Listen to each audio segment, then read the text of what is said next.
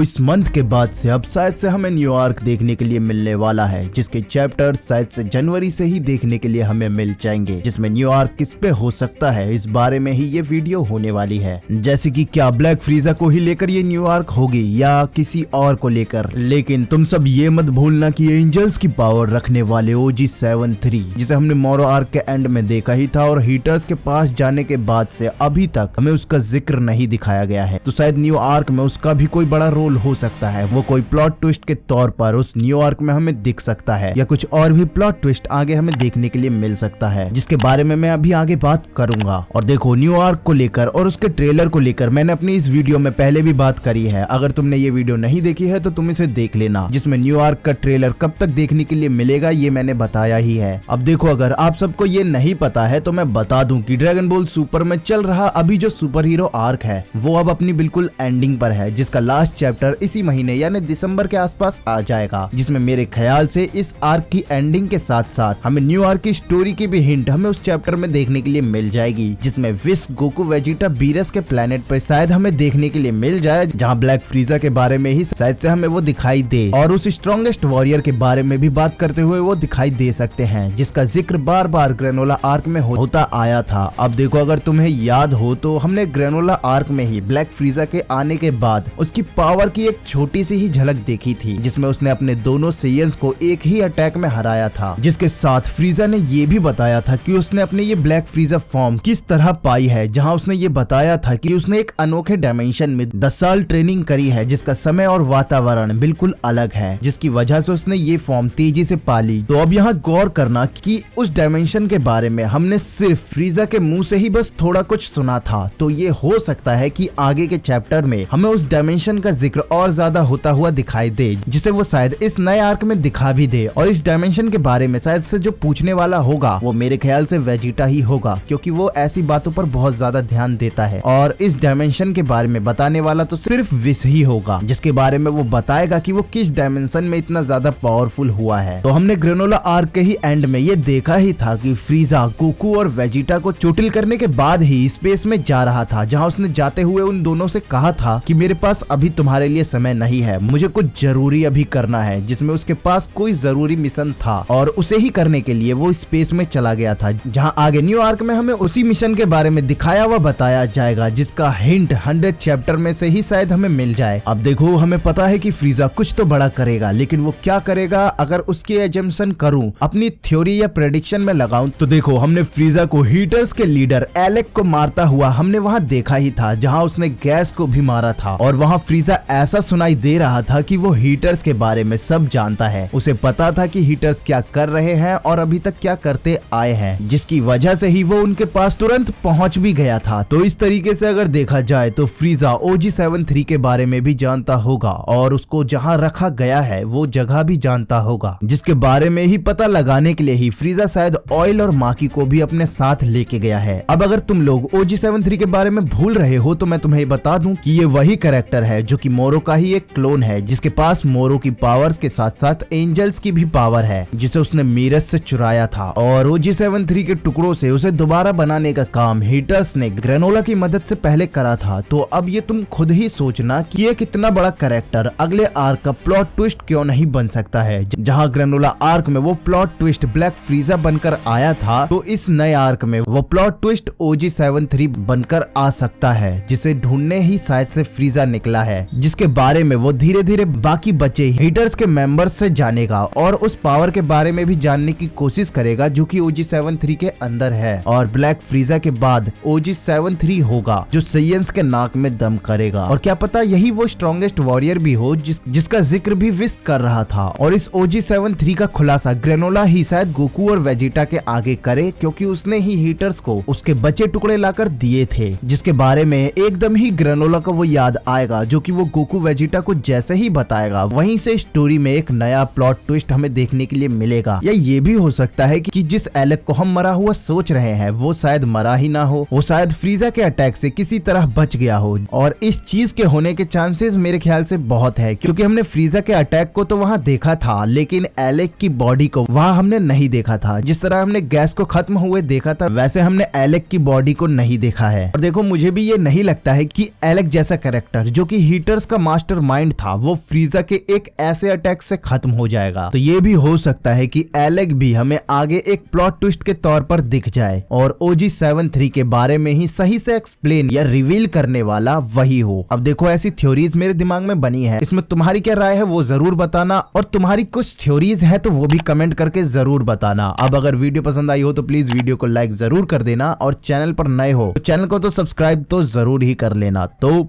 मिलते हैं अगली वीडियो में।